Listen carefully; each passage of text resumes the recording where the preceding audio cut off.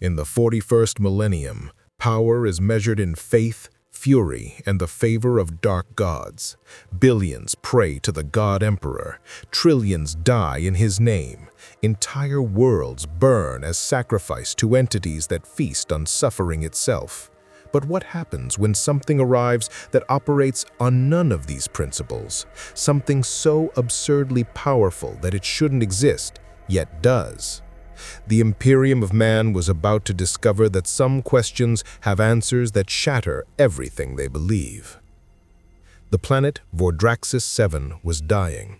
3 million Imperial guardsmen dug into scorched trenches, their lasguns spitting defiant light against the green tide. The Orc Wa had been building for months, a roiling mass of Xenos fury that blotted out the sky with ramshackle ships and crude bombers. Commissar Holt stood atop the command trench, bolt pistol raised, screaming the Emperor's litanies as another wave of greenskins charged across the ash plains. His men were dying by the hundreds. Orbital support was 17 hours away. The line would not hold. Then, reality hiccuped. No warp signature, no psychic scream, no dimensional breach that the tech priests could quantify. One moment, empty air above the battlefield. The next, a man in a yellow jumpsuit and red gloves fell from the sky like a dropped stone, cratering into no man's land between the Imperial trenches and the Orc vanguard. The impact kicked up a mushroom cloud of ash and debris. Both sides paused, confused. Saitama stood up, dusting off his cape. "Ow," he said flatly, rubbing the back of his bald head. He looked around at the blasted wasteland, the screaming soldiers, the charging Xenos, and sighed the sigh of a man who just missed a supermarket sale. Where am I? An Orc war boss, 11 feet of muscle and scrap metal fury, cooked this as a challenge. It bellowed something in its guttural language and charged, power claw crackling with stolen Imperial technology. Saitama turned, mildly annoyed. The war boss swung with enough force to bisect a tank. Saitama caught the claw with one hand. Excuse me? Do you know where the nearest—" He squeezed. The power claw crumpled like paper. The war boss stared at its ruined weapon, genuinely confused. Saitama sighed again and flicked the creature's forehead. The war boss exploded, not metaphorically. Its entire body detonated into a red mist that painted the 50 orcs behind it. The shockwave of that casual flick rippled outward, liquefying greenskins in a perfect cone of destruction. The orcs froze. The collective psychic field of the orcs, that gestalt belief that made their ramshackle technology function, wavered. Something had just killed their boss with a finger. That wasn't proper. Saitama scratched his head, looking at the carnage. "Oh, sorry about that. I'm still waking up," he yawned. 300 orcs opened fire. Slugger rounds, Shuta Daka, and a looted Imperial autocannon poured enough firepower to level a building. The barrage consumed Saitama in fire and smoke. Commissar Holt, watching through magnaclers, allowed himself a grim smile. Whatever that thing was, the Emperor's Xenos enemies had dealt with it. The smoke cleared. Saitama stood exactly where he'd been, completely unharmed. He brushed some dust off his shoulder. That tickled. Then he started walking toward the orc lines, not running, walking. With each step, he casually threw a punch at whatever orc was unlucky enough to be in front of him. Each punch created a sonic boom. Each sonic boom obliterated everything in a 30-meter radius. He walked through the wall like a man strolling through rain, and where he passed, there were only craters and dismembered Xenos. An Orc Stampa, a 50-foot war machine bristling with guns, lumbered forward, mega Gatling cannon spinning up. It unleashed a stream of fire that could shred Lehman Russ tanks.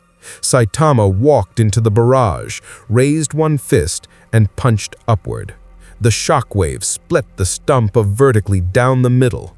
Both halves toppled away from him, engines screaming, spilling orc pilots who ignited mid-air from the friction heat. "I just want to know where I am," Saitama muttered, sounding genuinely frustrated. In the Imperial command trench, Commissar Holt had stopped breathing. His Vox operator was babbling prayers. Across the battlefield, 15,000 orcs were trying to process what they were seeing. Their Wa energy was collapsing. This wasn't a fight. This was extermination. Worse, the bald Yumi wasn't even trying. Saitama reached the center of the orc formation, where their remaining leadership had gathered. A trio of mega knobs in mega armor that could shrug off las cannon fire. They charged in unison, power claws raised high. Saitama stopped walking, looked at them with the expression of a man deciding whether to take out the trash now or after dinner, and threw 3 consecutive normal punches. The meganobs and everything behind them for 200 meters ceased to exist. The shockwave carved a perfectly straight canyon through the orc army. At the far end, a dozen ramshackle orc trucks flipped end over end, crews screaming as they sailed into the atmosphere. The wall broke. Orcs, who knew only violence and conquest, ran. They scattered into the ash wastes, abandoning their weapons, their leaders, their entire campaign. In 30 seconds, Saitama had done what 3 million guardsmen couldn't accomplish in 3 months. He stood in the center of the destruction, alone, and pulled out a crumbled flyer from his pocket. It was an advertisement for a grocery store sale back on his Earth. He stared at it, then at the alien landscape around him, and his shoulders slumped. "I'm going to miss the egg special," he said to no one in particular. Behind him, Commissar Holt finally remembered how to use his Vox. His hands shook as he opened the channel to orbit.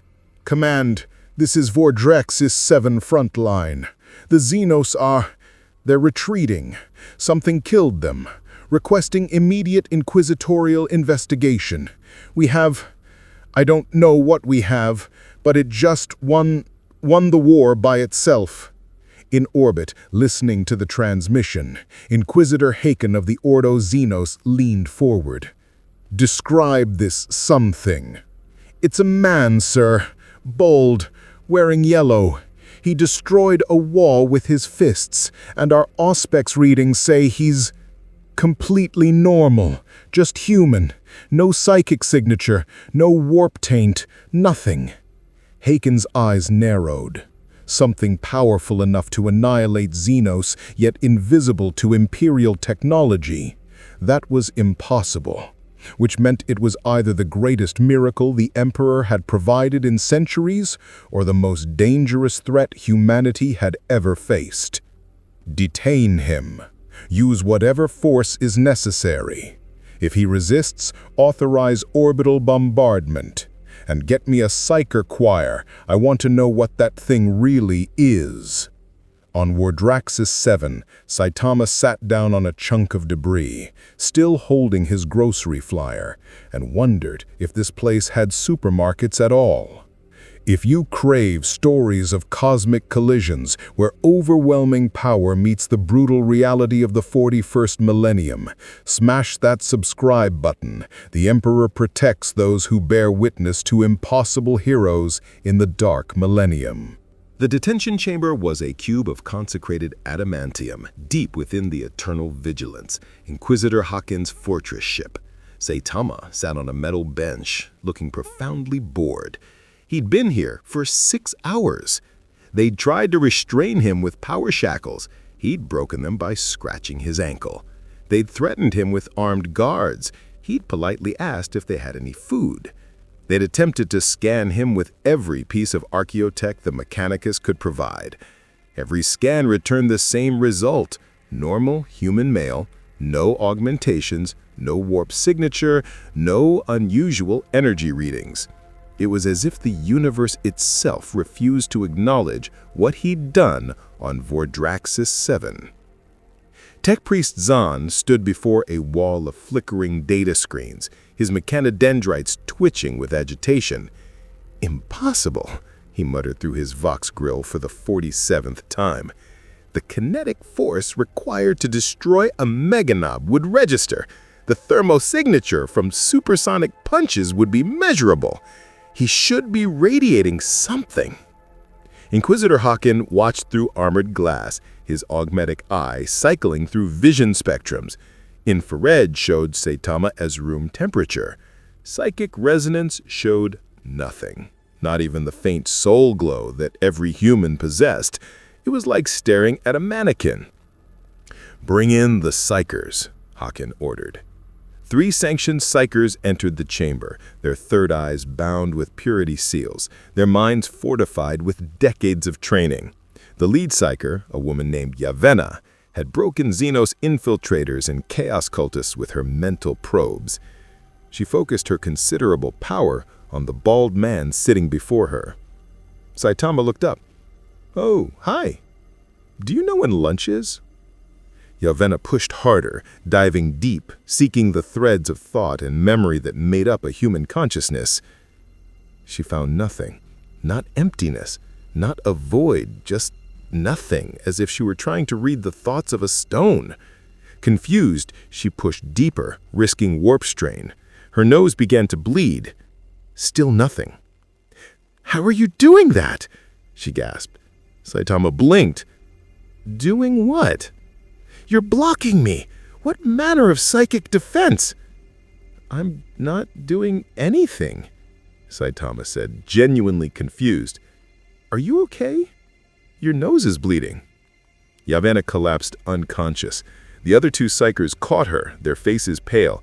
The lead psycher, a grizzled man named Corvin, stared at Saitama with something approaching fear. "Inquisitor, he's not blocking us. He's absent. I've encountered blanks before, pariahs who repel the warp. This is different. It's as if he simply does not exist on that plane at all." Haken's jaw tightened. A being with no soul? That should be impossible. Even pariahs had souls. They simply created dead zones in the Imperium. This was something else entirely. "Bring him to the interrogation chapel. I'll speak to him directly." The interrogation chapel was designed to break the will of heretics. Every surface was inscribed with prayers. A massive tequila dominated one wall. Servo skulls circled overhead, recording everything. Saitama was led in by a full squad of Tempestus scions, their hell guns trained on his head. He shuffled along cooperatively, still hoping someone would explain where the cafeteria was. Inquisitor Haken stood waiting, his power sword sheathed, but ready. He was a veteran of 100 campaigns, a man who'd stared down daemon princes and lived. Yet something about this bald man in the ridiculous yellow suit made his instincts scream danger. "Sit," Haken commanded. Saitama sat, looking around with mild interest. "Nice decorations. Little intense, but nice." "You will answer my questions truthfully, or you will suffer." "Sure," Saitama agreed. "Can I ask one first? Where am I? This doesn't look like Japan." Haken studied him. The creature either possessed perfect deception skills or was genuinely ignorant. "You are aboard an inquisitorial vessel in orbit around Vordraxis 7. This is the Imperium of Man. We serve the God Emperor of mankind, master of 1,000,000 worlds. Now answer me. What are you?" "I'm Saitama.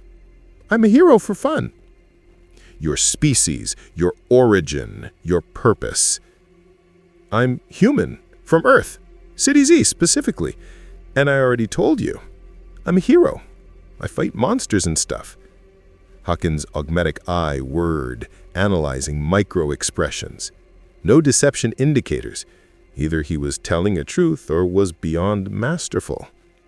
"You destroyed an entire orc-wog with your bare hands. The kinetic force you generated should have been impossible. What is the source of your power? Saitama scratched his head. I did 100 push-ups, 100 sit-ups, 100 squats, and ran 10 kilometers every single day for 3 years. Also, no air conditioning. Silence filled the chapel. A servo skull's optical unit flickered and died from sheer disbelief.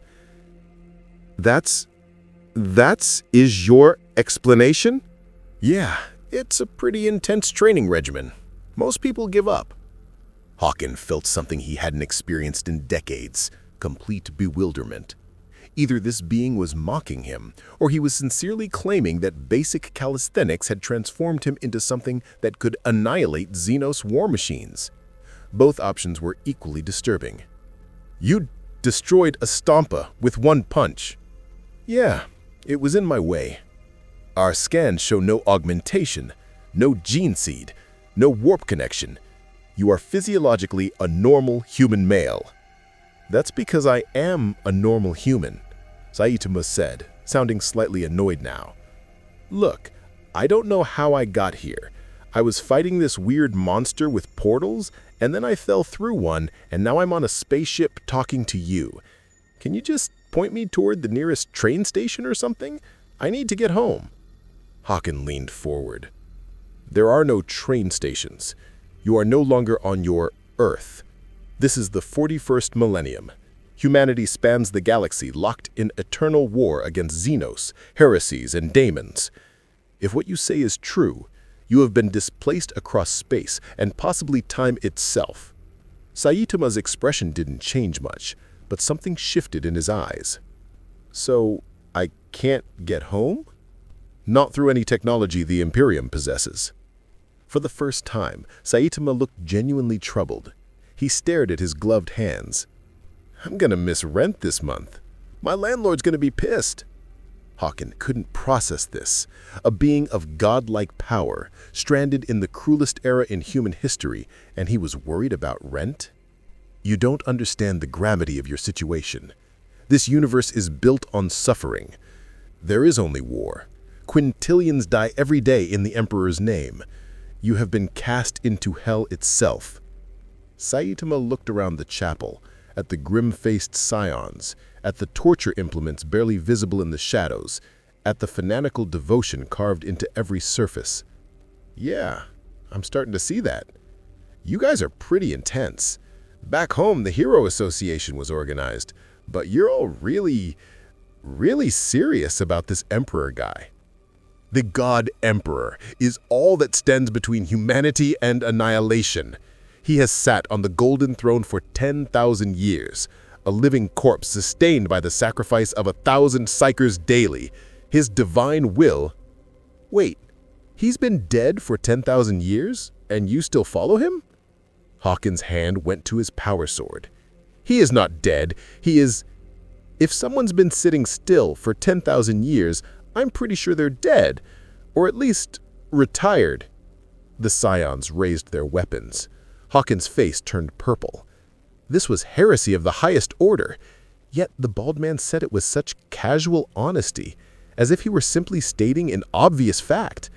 There was no malice, no corruption, just observation. Haken forced himself to breathe. Killing this being would likely prove impossible and might be the worst tactical decision in Imperial history. If this creature could be weaponized for the Imperium, entire crusades could be won in hours. But if it couldn't be controlled, you will remain in custody until I determine what to do with you. Cooperate, and you will be treated fairly. Resist, and we will deploy every weapon at our disposal. Saitama shrugged. Okay, can I at least get some food? I'm really hungry. In his private chambers, Haken composed an astropathic message to the Ordo Ex Nos command. Subject, unknown entity, possibly greatest weapon or greatest threat in Segmentum. His hand hovered over the parchment. How did one explain something that broke every law of the Imperium? Before he could finish, alarms screamed through the ship. The Vox crackled. Inquisitor, warp translation detected at system edge. Multiple contacts. Biosignatures reading as Tyrannid. High Fleet designation. Emperor preserve us. It's a splinter fleet. Estimated 50 capital bioships. Hawkins' blood ran cold. Tyranids. The Great Devourer. And Vordrax's VI had no fleet defense after the Orc assault.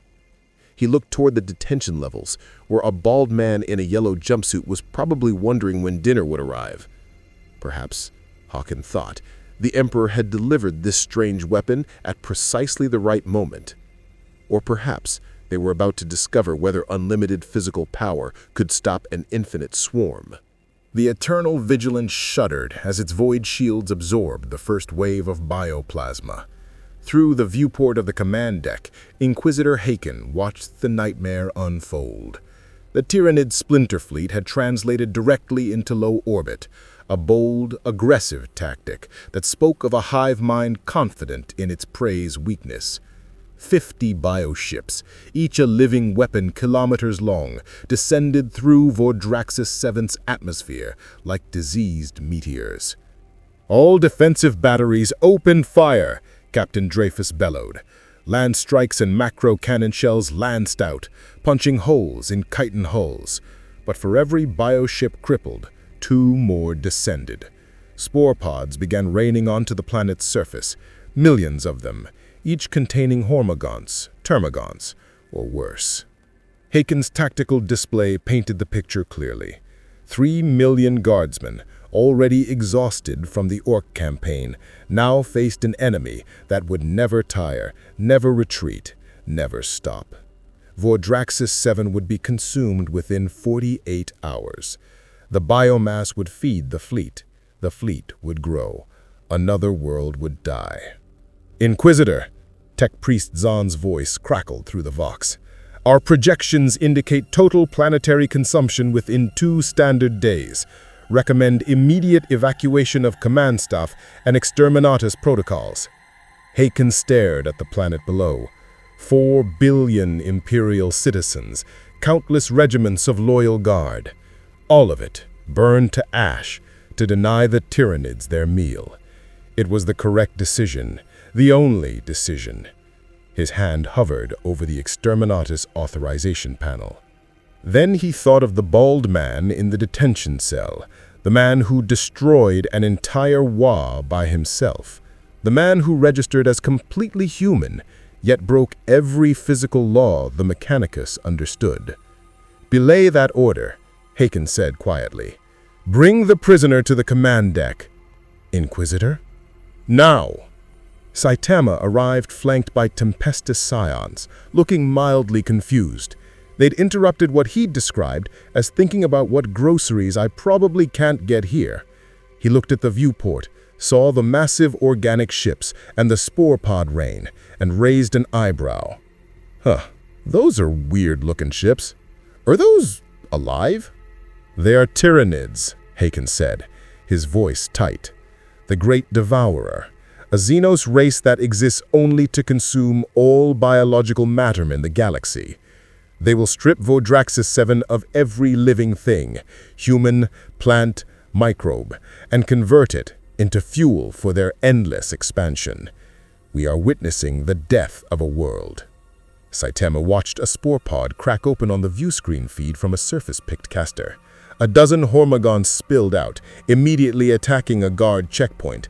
The soldiers' lasguns barely slowed the creatures. Within seconds, the checkpoint was overrun, the soldiers torn apart. "That's pretty messed up," Saitama said. "There are 4 billion people down there. We cannot evacuate them. We cannot defend them. Imperial doctrine demands we destroy the planet to deny the Tyranids their prize. It is the mercy of annihilation." Saitama looked at him. "You're gonna blow up the whole planet with all those people on it?" "To save trillions elsewhere, yes." For a moment, Saitama was quiet. Then, "That seems like a terrible plan." "It is the only plan that... Why don't you just kill the aliens?" Haken gestured at the tactical display. "There are billions of Tyranid organisms down there, more arriving every second. We have 3 million exhausted guardsmen. The mathematics are absolute." "You have me," Saitama said simply. The command deck fell silent.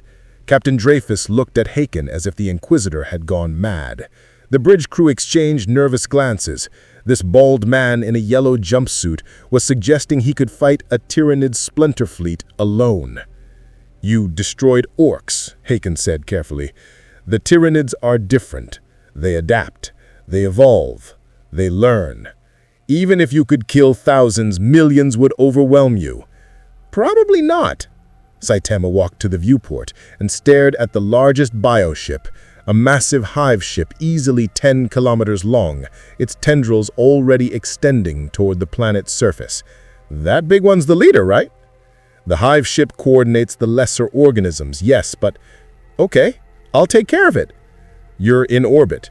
How exactly do you intend—" Saitama turned to face him. "Can you get me down there?" Haken stared at him. The man was serious, completely, genuinely serious. Against every tactical instinct, against every lesson learned in decades of warfare, Haken found himself considering it. What did they have to lose? The planet was doomed anyway. "Tech Priest Zahn, prepare a drop pod." "Inquisitor, the Tyranid spore density makes atmospheric entry suicide." "Prepare the drop pod." 10 minutes later, Saitama stood inside a standard Astartes drop pod designed to punch through orbital defenses and deliver space marines to war zones. He looked around at the crash webbing and acceleration harnesses with mild interest. "Do I need to wear this?" he asked, pointing at the restraints. "If you don't, the G-forces will liquefy your internal organs," a tech priest explained nervously. "Oh, okay." Saitama didn't put on the harness. The drop pod launched with a thunder that shook the eternal vigilance. On the command deck, every eye watched the tactical screen. The pod screamed through the atmosphere, burning white-hot as Tyranid spores and flying organisms converged on it. A gargoyle pack slammed into its hull. Spore mines detonated nearby. The pod's armor began to buckle. Inside, Saitama stood casually, hands in his pockets, feeling the turbulence like a bumpy train ride. The pod's retro thrusters fired, but not enough. It was coming in too fast, the damage too severe. It struck the ground at terminal velocity, creating a crater 50 meters wide. The impact should have killed anything inside instantly. The pod's door blew off. Saitama stepped out, dusting himself off. That was a rough landing. He stood in the middle of a nightmare. The landscape of Vordraxis 7 had transformed into a carpet of seething chitin and flesh. Hormagaunts, termagants, warriors, and carnifexes covered every surface. The sky was black with gargoyles and spores. In the distance, a massive bio-titan, a hierophant, was tearing through Imperial defensive lines. Every Tyranid within visual range turned towards Saitama. The hive mind registered him as prey. The swarm charged. Saitama sighed. Here we go again. He threw a consecutive normal punch. The shockwave carved through the charging swarm like a scythe through wheat.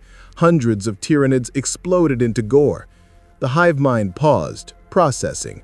This prey had killed significant biomass. Priority: eliminate threat.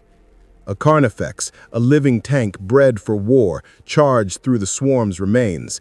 Its biocannons fired, hitting Saitama dead-on with superheated bioplasma. He stood in the flames, looking bored. When the plasma cleared, his suit wasn't even singed. That actually tickled less than the orc guns, Saitama observed. He jumped. Not far, maybe 20 feet up. As he descended, he punched downward. The carnifex and everything around it for 200 meters ceased to exist. The crater he created was perfectly circular, as if a god had pressed a cookie cutter into the earth. The hierophant in the distance noticed. Something in the hive mind's collective consciousness recognized danger. The massive bio-titan turned, its weapons charging. It fired a bioplasma torrent that could melt through fortress walls. Saitama walked towards it, directly into the flames. "You guys really like shooting fire, huh?" He reached the hierophant's leg and punched it. once. The entire Biotitan exploded upward and backward, tumbling end over end for 3 kilometers before crashing into its own swarm, crushing thousands of lesser organisms.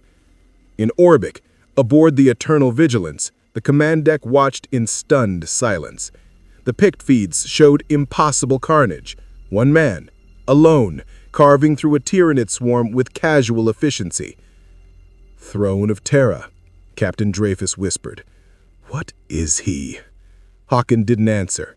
He was watching Saitama methodically work his way toward the largest concentration of Tyranids, towards the bioships themselves. The hive mind, for the first time in its timeless existence, felt something it had never experienced before. Not fear, it lacked the concept, but recognition. Recognition that this single organism possessed more destructive capacity than entire Tyranid fleets.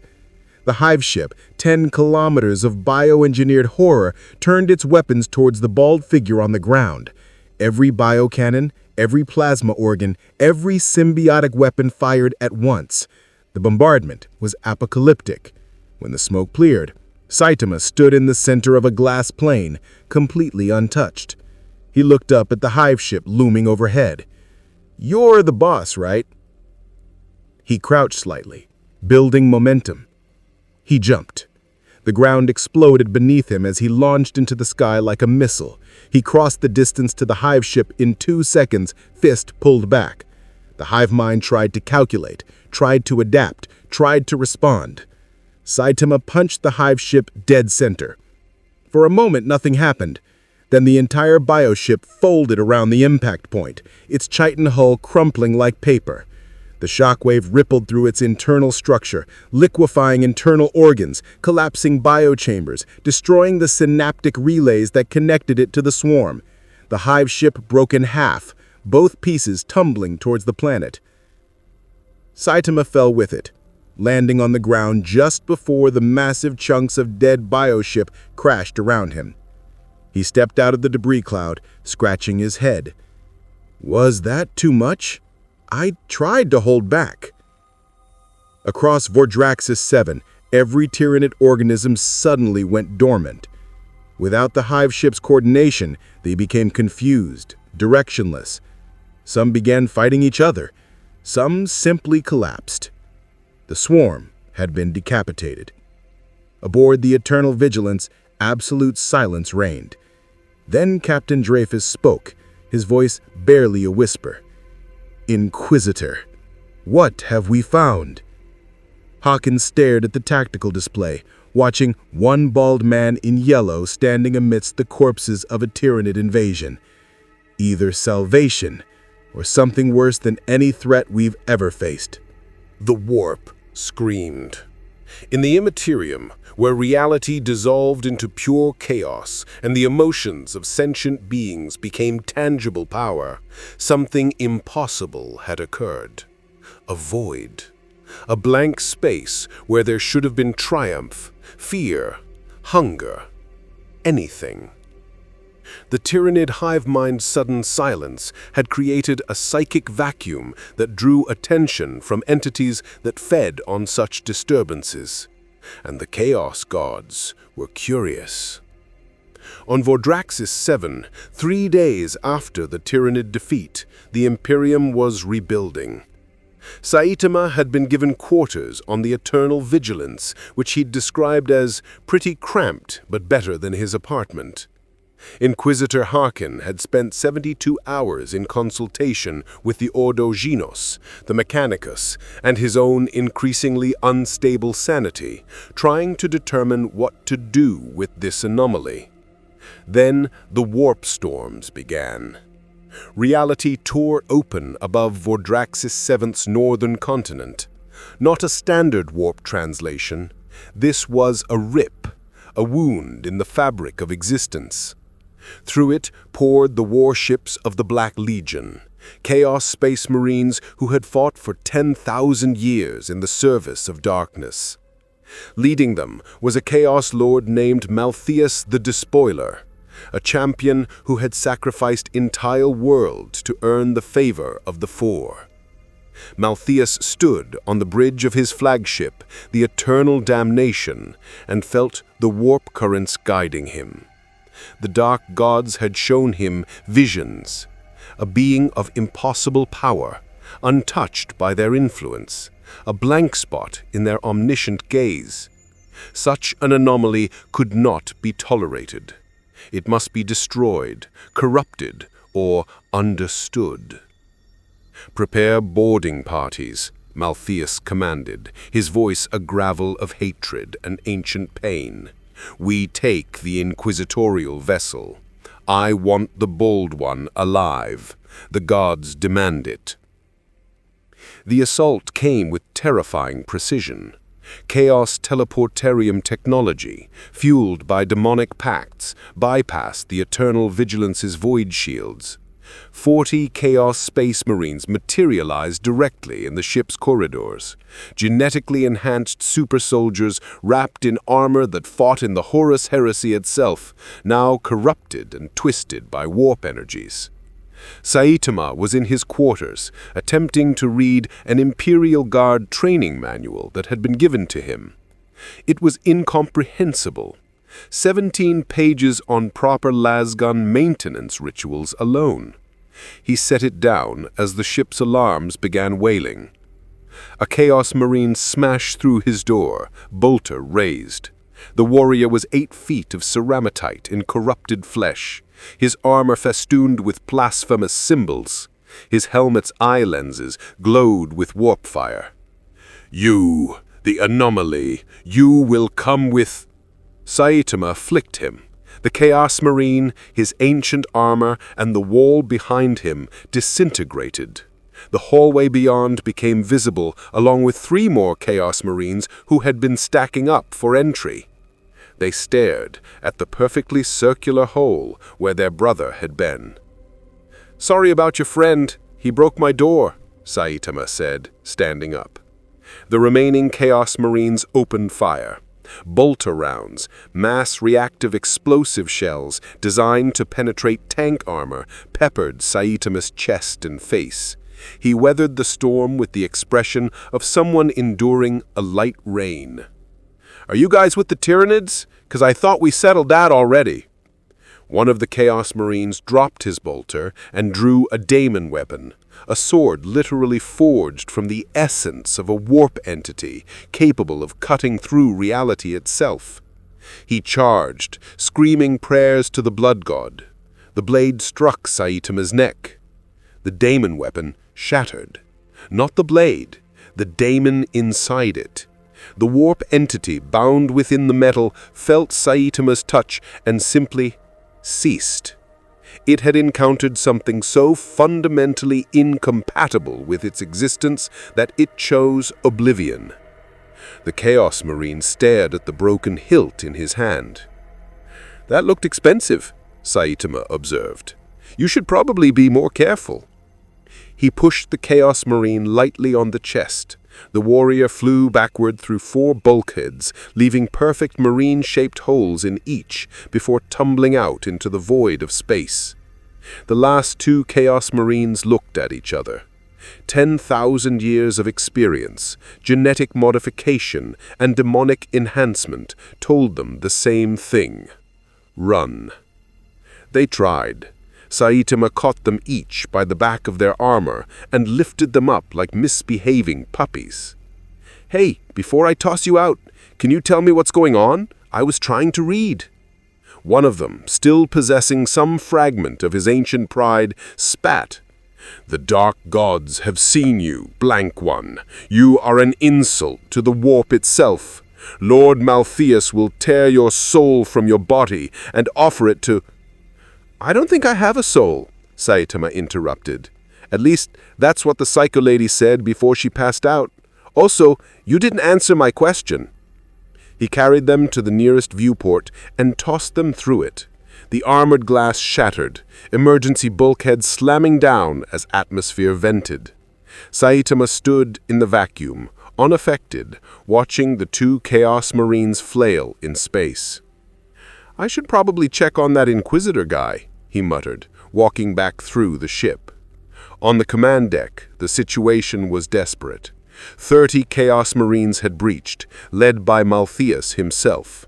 The despoiler was a monster among his kind.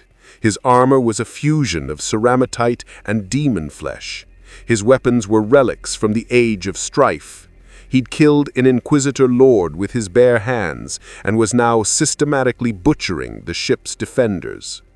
Inquisitor Harkon fired his plasma pistol point blank into a Chaos Marine. The warrior stumbled, but kept coming.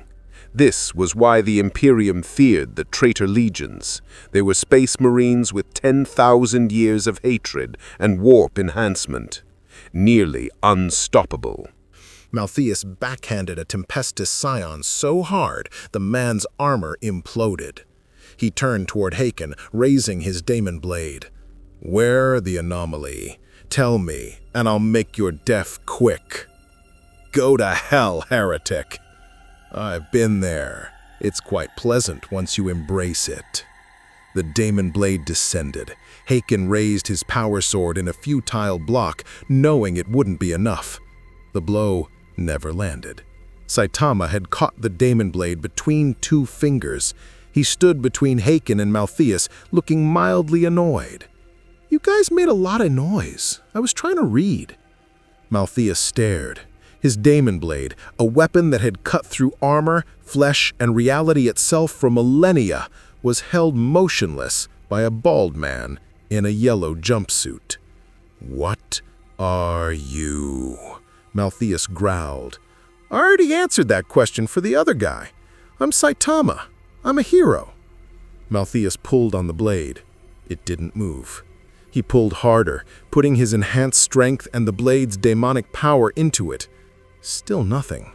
The daemon bound in the weapon began screaming in a language that predated humanity.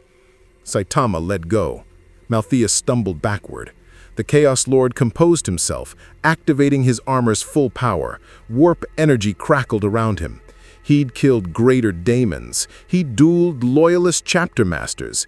He was chosen by the dark gods themselves. He charged at full speed and punched Saitama with enough force to crater a tank. Saitama's head moved slightly to the side. That was all. He looked back at Malthius. "That was a pretty good punch. You must work out." For the first time in 10,000 years, Malthius felt genuine fear.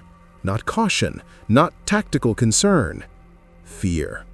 This being hadn't even tried to block. The punch had simply not mattered. "Impossible," Malthius whispered. "The gods showed me.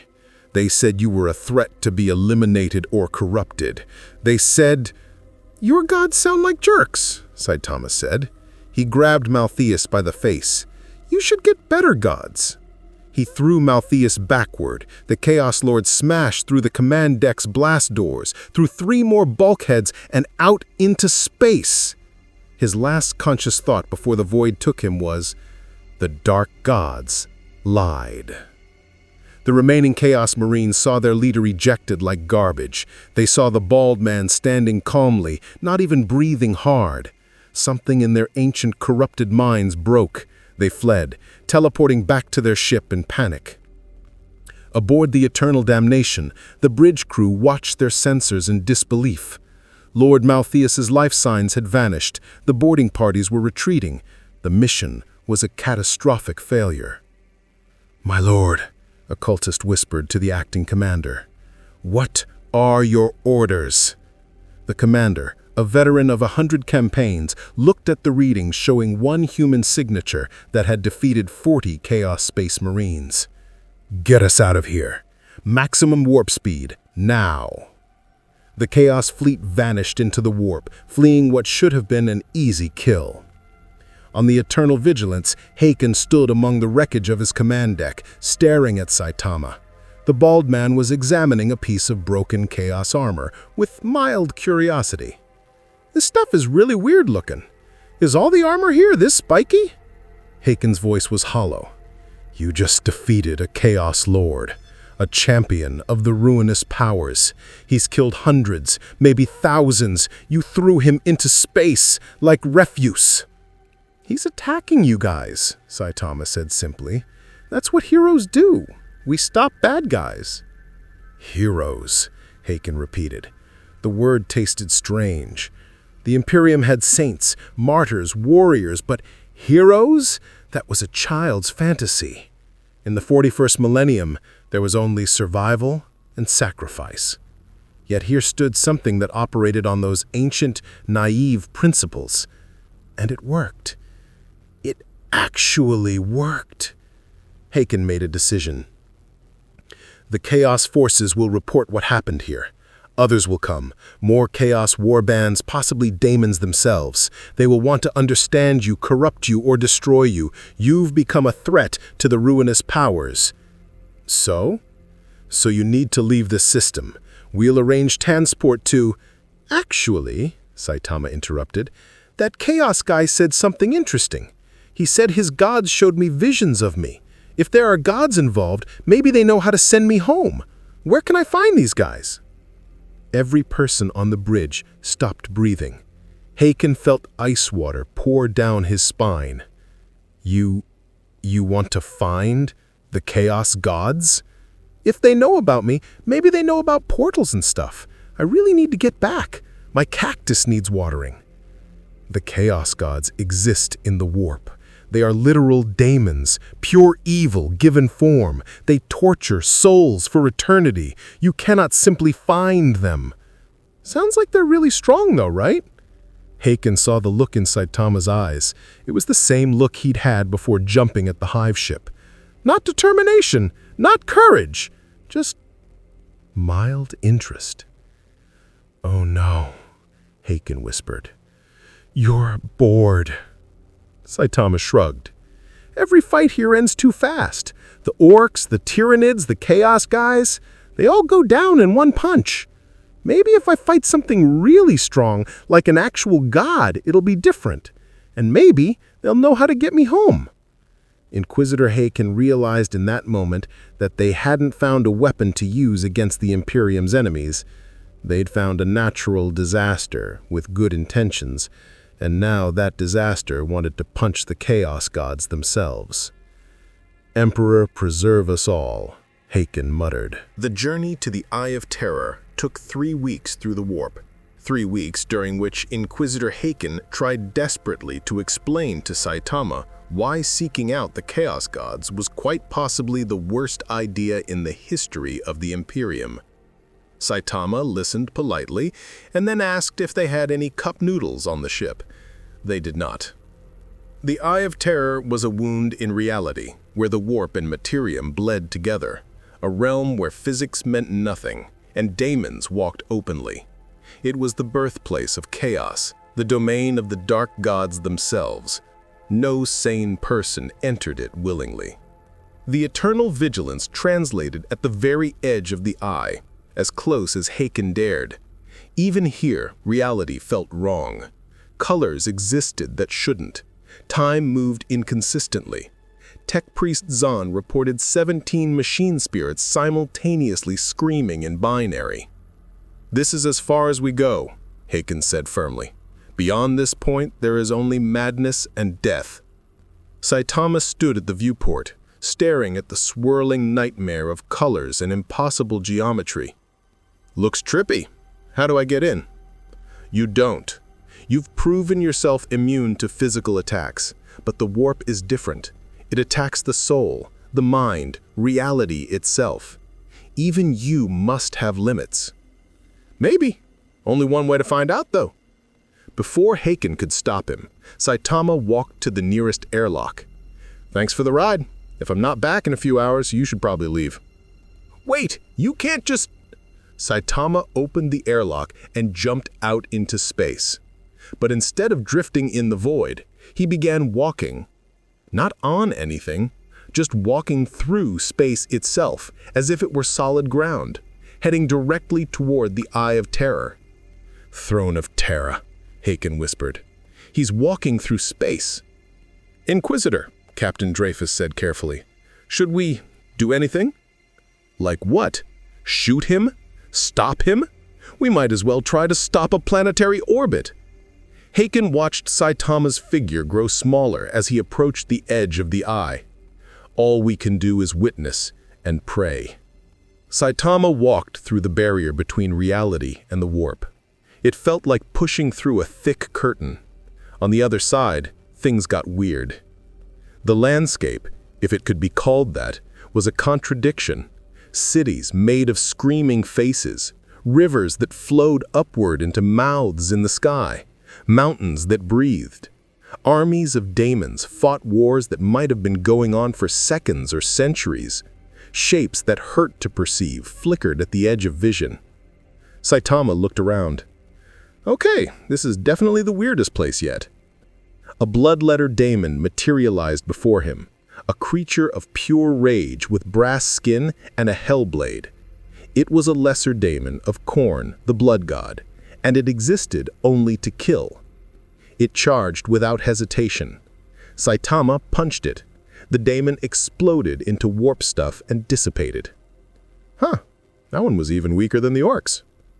More daemons came.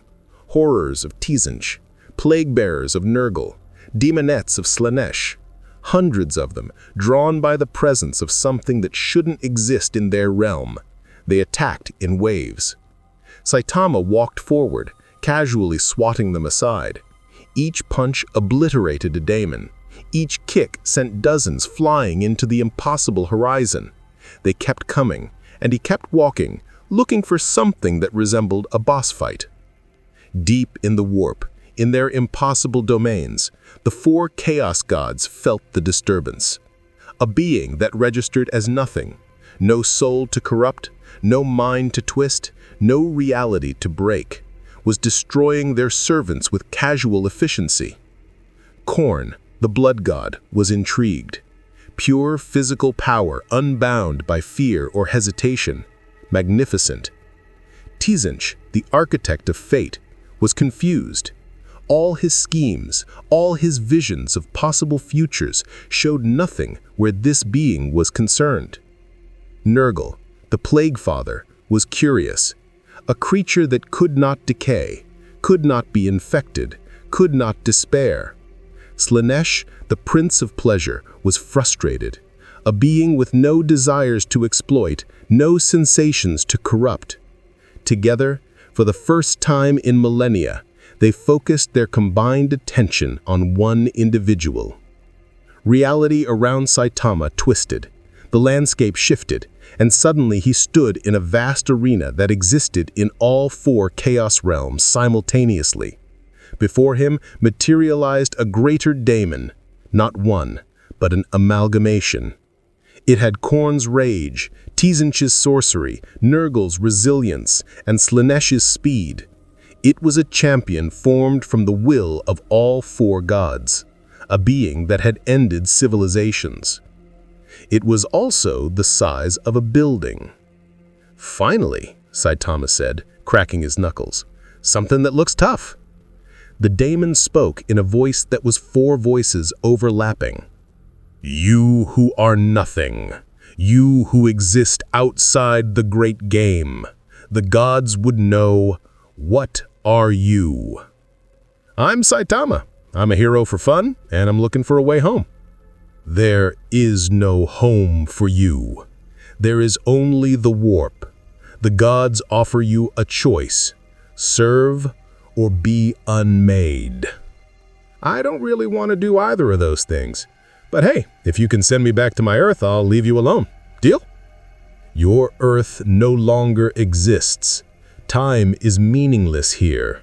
Your world has been dust for 40,000 years. Saitama went very still. What? You are displaced not just in space, but in time. Your home, your people, your entire era, gone. There is no return. There is only now, only war, only chaos. For the first time since arriving in the 41st millennium, Saitama's expression changed. Not to anger, not to despair, just emptiness. The look of someone who'd just realized that they had lost something they'd never get back. So I can't go home. Ever. No. But the gods are generous. Serve them, and you will have purpose, power, eternity itself. Saitama looked at the massive daemon, at the impossible realm around him, at everything he'd seen in this dark future, the fanaticism, the cruelty, the endless suffering.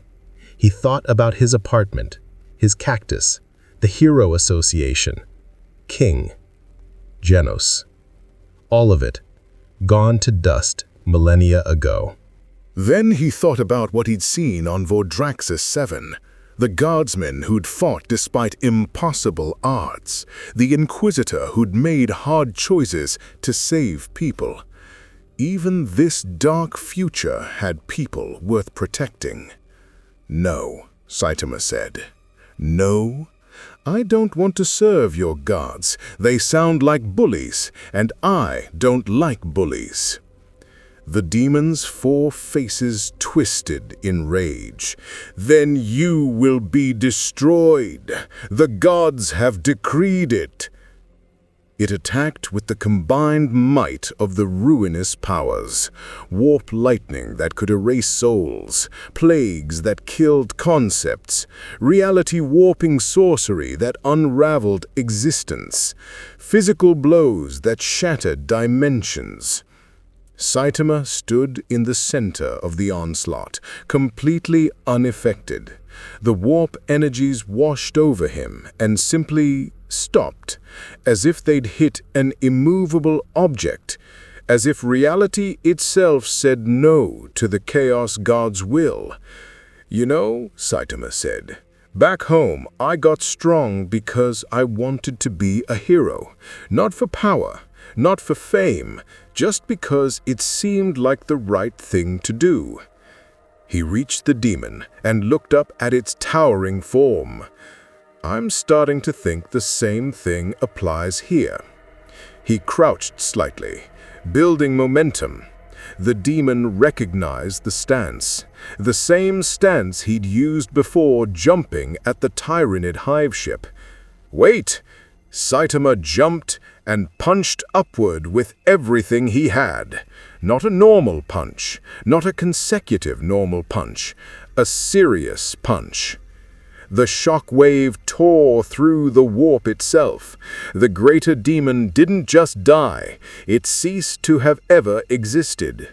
The energy rippled outward, disrupting the very fabric of the Eye of Terror. Demonic armies flickered and vanished. Warp storms collapsed. For one brief, impossible moment, reality reasserted itself in the heart of chaos. In their domains, the 4 Chaos Gods recoiled. They had felt something they hadn't experienced in their timeless existence. Pain. Not physical pain. They were beyond such things. But the pain of limitation. The pain of encountering something they could not corrupt, could not control, could not understand. This bold human was an affront to everything they were, and he just punched a hole in their realm. Khorne's rage redoubled. Tzeentch's scheme spiraled into chaos. Nurgle's despair deepened. Slaanesh frustration peaked. But underneath all of it was something else. Fear. Saitama landed in the warp-scarred landscape and looked around. The demons were gone. The twisted reality had settled somewhat. It was still a nightmare realm, but somehow less confident about it. "Guess that's that," he muttered. He turned and started walking back toward real space. Behind him, in the depths of the warp, the Chaos Gods convened in their eternal council. For the first time in 40,000 years, they agreed on something. The Bold One could not be allowed to remain in this universe. But they also knew with terrible certainty that they could not destroy him. They would need a different approach. If they could not corrupt him or kill him, they would have to ensure he never interfered with their plans again. They would need pawns, manipulations, indirect attacks. The great game had a new player, and none of the gods knew how to beat him. Aboard the Eternal Vigilance, Harkin waited. 3 hours had passed, then 6, then 12. He'd nearly given the order to retreat when the senses detected something emerging from the Eye of Terror. Saitama walked out of the warp and back into real space, still on foot somehow. He drifted toward the ship, and they recovered him via shuttle. When he stepped back onto the command deck, Harkin asked the question he'd been dreading. What happened in there? I talked to the gods. Well, I talked to their representative demon thing. They said I can't go home. My Earth is gone. It's been gone for 40,000 years. Saitama's voice was flat. I'm stuck here. I'm sorry, Harkin said, and meant it. Yeah, me too. Saitama was quiet for a moment. Then, but those Chaos Gods were really full of themselves. Tried to make me join them. When I said no, they sent a big demon to kill me. And I punched it. They didn't seem happy about that. Harkin's mind raced. If what Saitama was saying was true, if he'd entered the Eye of Terror, rejected the Chaos Gods, and survived, then he'd just done something no mortal in history had accomplished. He'd defied the ruinous powers on their home ground and won. What will you do now? Harkin asked. Saitama shrugged. I guess I'm stuck in this universe. Might as well keep being a hero. You guys seem to have a lot of monsters and bad guys. Probably need help. The Imperium could use someone like you. With your power, we could... I'm not joining your army, Saitama interrupted. I saw how you operate. All the fanaticism and the killing planets and stuff. That's not really my style. Then what? I'll just, help where I can. Stop bad guys, protect people. Same thing I did back home. Is that okay? Harkin realized he was witnessing the birth of something unprecedented, a being of unlimited power who wanted nothing more than to help people. In a universe built on cruelty and suffering, here was genuine, uncomplicated heroism. It was absurd. It was impossible. It was the most dangerous thing the Imperium had ever encountered, not because of what Saitama would do, but because of what he represented. Hope. The idea that things could be better, that the galaxy's endless darkness could be pushed back by one person doing the right thing. The Inquisition will want to study you, control you, perhaps eliminate you as a threat to the established order, Harkin said honestly. Will you try to stop me? Harkin thought about everything he'd witnessed. The Orcs, the Tyranids, the Chaos Marines, all defeated by one bold man who just wanted to do good. He thought about the billions who'd been saved because this strange hero had fallen into their universe. No, Harkin said finally, I won't. In fact, he made a decision that would likely end his career and possibly his life. I'll help you. The Imperium needs heroes more than it needs dogma. The God Emperor would understand. Saitama smiled, the first genuine smile Harkin had seen from him. Thanks, that's pretty cool of you. And so, in the grim darkness of the far future where there is only war, a hero was born, not forged by the Imperium's cruelty, not empowered by the warp's corruption, not created by ancient gene science, just a bold man in a yellow jumpsuit who'd done 100 push-ups, 100 sit-ups, 100 squats, and ran 10 kilometers every day. And somehow, impossibly, that was enough. The reports would spread across the Imperium like wildfire, though most would dismiss them as myth or propaganda. A bald warrior who appeared from nowhere, who destroyed Xeno swarms alone, who walked into the Eye of Terror and returned unchanged, who defied the Chaos Gods themselves and lived. The Inquisition debated his existence in secret councils. Some wanted him weaponized, others wanted him destroyed as a threat to order. A few, like Hyken, wanted him left alone to do what he did best: help people. Saitama didn't care about any of it. He'd found a small backwater planet with decent enough living conditions and set up residence. No grand crusade, no legendary campaigns. Just a hero waiting for the next disaster, ready to help. The orcs learned to avoid sectors where the bald Humi had been spotted.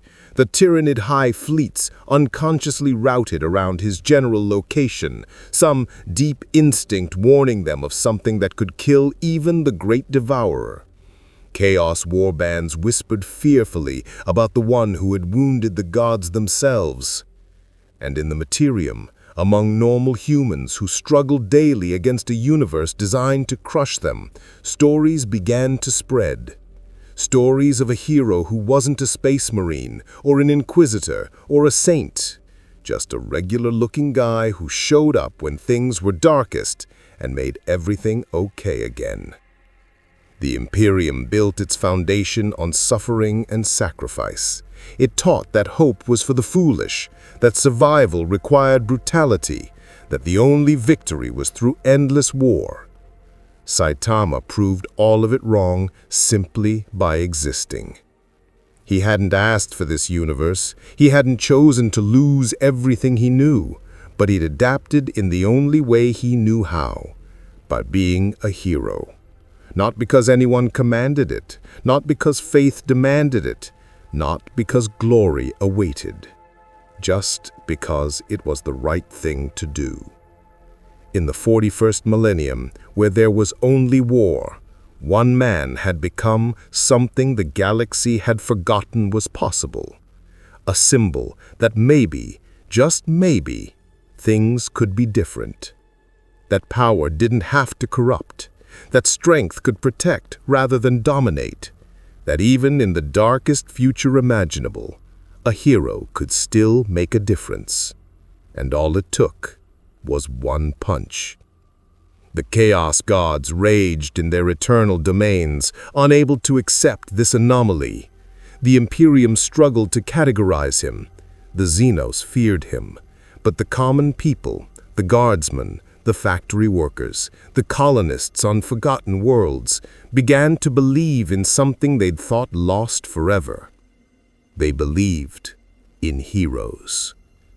Saitama sat on the roof of his new apartment watching the sunset on his adopted world and thought about his old life, his friends, his association, his simple desire to just be a hero for fun. That world was gone, lost to time. But the hero remained. And in a galaxy that had forgotten what heroism truly meant, that was enough to change everything. The Emperor protects those who can protect themselves. But Saitama, he protected everyone else.